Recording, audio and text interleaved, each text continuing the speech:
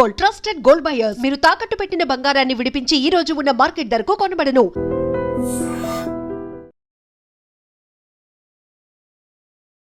ఏం సినిమాలో అసలు ఏం సోషల్ మీడియానో, ఏం వెబ్ సిరీస్లో, ఏం ఓటీటీ ప్లాట్ఫామ్సో, ఎన్ని కొత్త కొత్త యాప్స్ వస్తే అంతంత క్రైమ్ పెరిగిపోతుంది. అసలు నిజం చెప్పాలంటే కూడా మంచి ఏమో కానీ చెడే ఎక్కువ చూస్తున్నారు, యాక్సెప్ట్ చేస్తున్నారు అనిపిస్తుంది ఇట్లాంటి ఇన్సిడెంట్ చూసినప్పుడల్లా.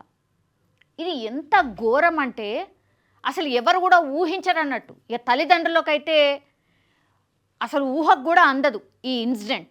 అంత భయంకరం. ఒక కొత్త కేస్ అనుకోవచ్చు, దీన్ని చెప్పాలంటే కూడా ఒక కొత్త కేసే అనుకోవచ్చు.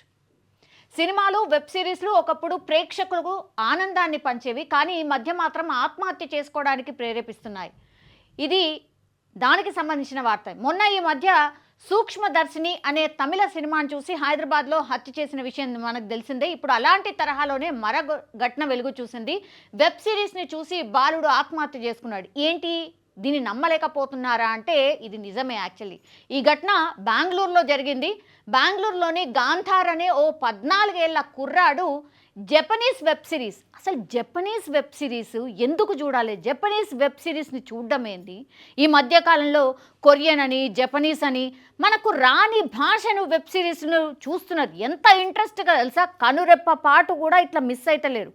మొత్తం ఇట్లా లీనమైపోయి చూస్తున్నారు. ఇగో అదే ఇప్పుడు కొంప ముంచింది. బెంగళూరులోని గాంధార్ అనే ఓ 14 ఏళ్ల కుర్రాడు జపనీస్ వెబ్ సిరీస్ చూశాడు, ప్రాణాల మీదకి తెచ్చుకున్నాడని పోలీసులు చెప్తున్నారు. వార్త విన్న తర్వాత ఆ కుర్రాడి తల్లిదండ్రులు కన్నీరు మున్నీరుగా వెలిపిస్తున్నారు. వెబ్ సిరీస్లో చూసిన ఓ బొమ్మని తన గదిలో గోడ మీద రాసి సూసైడ్ చేసుకున్నాడు. ఇగో ఇదే ఆ బొమ్మ. ఏమున్నది ఆ బొమ్మల మీరు చెప్పండి. ప్రస్తుతం ఈ వార్త కలకలం రేపుతోంది. అసలు ఏంటి వివరాలు ఒకసారి చూద్దాం. గాంధార్ డెత్ నోట్లో ఏముంది? ఈ కుర్రాడిని మేము బ్లర్ చేసినాం, బికాస్ చూపించడానికి లేదు. చిన్న పిల్లాడు కాబట్టి, మైనర్ కాబట్టి మేము చూపించలేకపోతున్నాం. ఎంత ముద్దుగున్నాడో, ఎంత అమాయకంగా ఉన్నాడో పిల్లగాడు కూడా. కానీ పాపం ఇప్పుడు ఆ వెబ్ సిరీస్ ఏదో స్కూల్కి వెళ్ళి వచ్చిన తర్వాత కాలక్షేపంలాగా, టైంపాస్ లాగా వెబ్ సిరీస్ చూసిండు, కానీ తీరా ప్రాణాన్ని పోడగొట్టుకున్నాడు. అండ్ ఒక సూసైడ్ నోట్ కూడా రాసిండు, డెత్ నోట్ అట. బెంగళూరులో జరిగిన ఈ సూసైడ్ ఘటన దేశవ్యాప్తంగా భయభ్రాంతులకు గురి చేస్తోంది. 3 రోజుల క్రితం జరిగిన ఘటనపై పోలీసులు ఆసక్తి విషయాలు వెల్లడించారు. డెత్ నోట్లో అతని ఆత్మహత్యకు గల కారణాలు ఆ నోట్లో పేర్కొన్నాడు. కానీ నేను స్వర్గానికి వెళ్ళాను, నా కోసం ఎవరు ఏడవద్దు, గుడ్ బై అమ్మా అని చాలా చక్కగా రాసి 13 ఏళ్ల బాలుడు ఆత్మహత్య చేసుకోవడం అతని కుటుంబానికే కాదు రాష్ట్రం మొత్తానికి ఇప్పుడు షాక్ ఇస్తోంది. అందరితో రాత్రి భోజనం చేసి గుడ్ నైట్ చెప్పి తన ప్రియమైన కుక్కతో కలిసి గదిలోకి వెళ్ళిండు. ఆ తర్వాత అన్నయ్య గిటార్ను మంచం మీద ఉంచి దానిపై దుప్పటి కప్పుకొని తానే పడుకున్నట్టు అనిపించేలా చేశాడు. ఒకసారి చూడండి, అన్నయ్య కూడా ఉన్నాడు ఈ బాబుకి. ఆగస్టు 4న ఉదయం 6 గంటలకు వాళ్ళ అన్నయ్య వచ్చి చూస్తే మంచం మీద గిటార్ ఉంది. ఆ గిటార్ను తగిలిస్తున్న ప్లేస్లో అతను వేలాడి కనిపించడం అందరినీ షాక్కి గురి చేసింది. అంటే అన్నయ్య గిటార్ ప్లేస్ట్ అనుకుంటా. సో గిటార్ని ఇప్పుడు ఈ బాబు పడుకున్నట్టుగా అక్కడ గిటార్ని పెట్టి బెడ్షీట్ కప్పి ఆయన ఉన్నట్టుగా ఒక ప్రొజెక్షన్ ఇచ్చాడు. అన్న లోపలికి వచ్చిండు, చూస్తే తమ్ముడు ఉన్నాడేమో అనుకున్నాడు. ఆ రూమ్లో తిరిగి చూసేసరికి గిటార్ ఎక్కడైతే తగిలేసి ఉంటుందో అక్కడ ఉరి వేసి కనిపించిండు వాళ్ళ తమ్ముడు. ఎట్లుంటుంది ఆ అన్నయ్యకి ఒక్కసారి మీరు ఊహించుకోండి. తర్వాత ప్రాణాలను తీస్తున్న వెబ్ సిరీస్లు అనేది కూడా నేను ఇంతకుముందు చెప్పినట్టుగా అసలు ఎంత దారుణం తెలుసా? ఇప్పుడు నేను స్వర్గానికి వెళ్తా అంటున్నాడు. ఆ పిల్లగాడికి 13 ఏళ్ల పిల్లగాడికి స్వర్గం, నరకం ఇవన్నీ ఎట్లా తెలుస్తాయి? అసలు అంత అవగాహన ఉంటుందా ఆ వయసులో? ఎవరైనా ఆటలు ఆడుకుంటాడు, ఫ్రెండ్స్ ఉంటారు, తప్పులు చేస్తుంటారు. తర్వాత స్కూల్లో మార్కులు మంచిగా వస్తే మెచ్చుకుంటే పొంగిపోతూ ఉంటారు. అట్లాంటిది చాలా చిన్న బాల్యం అన్నమాట. మీరు చూడండి ఎంత డేంజరస్ అయిపోయినాయి ఆ వెబ్ సిరీస్లు అనేది.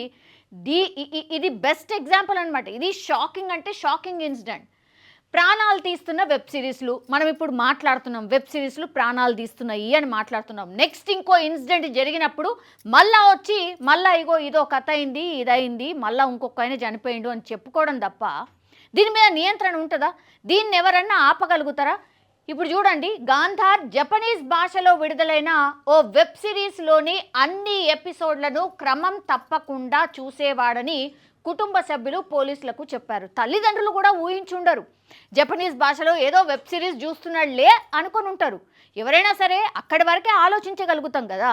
గింత ఆయన అసలు ఏదో ట్రాన్స్లోకి వెళ్ళిపోయిండు, ఎక్కడో ఆలోచిస్తున్నాడని ఎవరైనా అనుకుంటామా?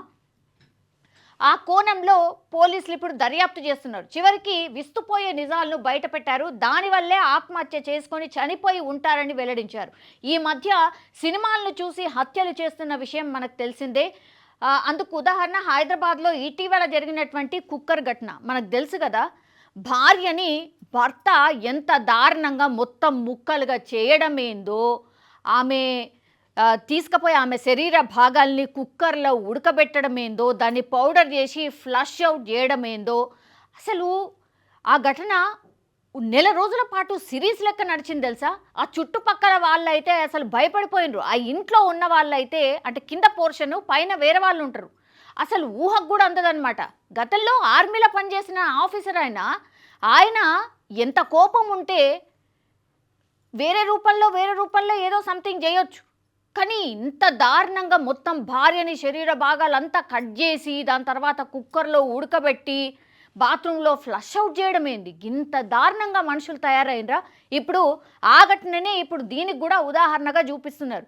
13 ఏళ్ల బాలుడిపై ఒక జపనీస్కి సంబంధించిన వెబ్ సిరీస్ ఇంత ప్రభావం చూపించింది, ప్రాణాలు కోల్పోయేలాగా ప్రేరేపించింది అని అంటే ఎంత డేంజరస్గా ఈ ఓటీటీ ప్లాట్ఫామ్స్ మారిపోయినాయి. అండ్ ఈ మధ్యకాలంలో మనకు తెలుసు చాలా టైమ్స్ అసలు అశ్లీలత భయంకరంగా పెరిగిపోయింది ఓటీటీలో.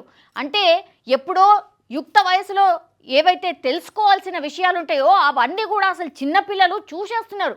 అసలు నియంత్రణ లేదు, ఏమీ లేదు, అడ్డమైన వీడియోలన్నీ వస్తున్నాయి. అవన్నీ తెలియకుండానే పిల్లలన్నీ చూసేస్తున్నారు. ఇగో ఇట్లాంటి ఘటనలకు దారితీస్తున్న పరిస్థితి అయితే ఉంది.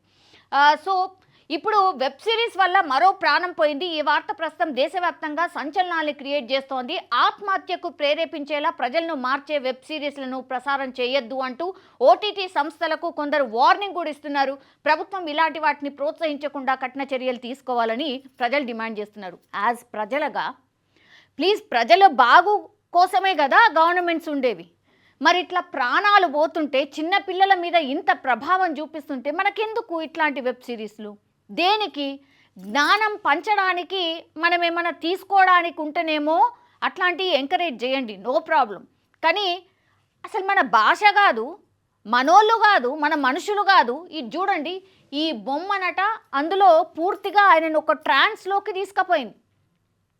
ఆ బొమ్మ ఏం చెప్పిందో, మనకిచ్చి మనం చనిపోతే స్వర్గానికి పోతాము, ఇక మనం మంచిగా బతికిపోయినాం కదా, సో మీరు ఆత్మహత్య చేసుకుంటే దానంత మంచిది ఉండదని ఇట్లాంటిది ఏదో చెప్పుంటుంది నాకు తెలిసి గ్యారంటీగా.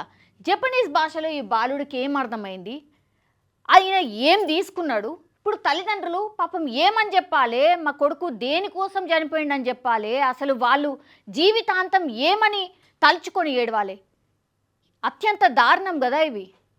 సో ఓటీటీ ప్లాట్ఫామ్ మీద కొంతనన్న నియంత్రణ, అసలు సంబంధం లేకుండా సంబంధం లేని భాషల్ని ఇట్లా మన మీద రుద్ది ఆ తర్వాత కంప్లీట్గా ఇట్లా శోకాన్ని మిగులుస్తున్నాయి. ఇట్లాంటి ఓటీటీ ప్లాట్ఫామ్స్ బిడ్డల్ని కోల్పోయేలాగా చేస్తున్నాయి అంటే దీని మీద ఎంత కఠినంగా వ్యవహరించాలి, ఎంత కఠినంగా ప్రభుత్వాలు ఆలోచించాలి అనేది ది బెస్ట్ ఎగ్జాంపుల్ ఈ ఇన్సిడెంట్ అనుకోవచ్చు. సో దయచేసి ఎవరైనా సరే మీ పిల్లలు ఏం చూస్తున్నారు, దాంట్లో మరీ లీనమైపోయినరా, ఎంత దారుణంగా వాటి మీదనే ఫోకస్డ్గా ఉంటున్నారా? ఈ మధ్యకాలంలో చిన్నపిల్లలకైతే ఫోన్లు ఇచ్చేస్తున్నారు ఇష్టం వచ్చినట్టు. దయచేసి ఇవి చేయకండి. కొంత నియంత్రణ మీరు పెట్టడం స్టార్ట్ చేయండి. తల్లిదండ్రులు ఈ మధ్య మరీ గారాబం చేసేస్తున్నారు పిల్లల్ని.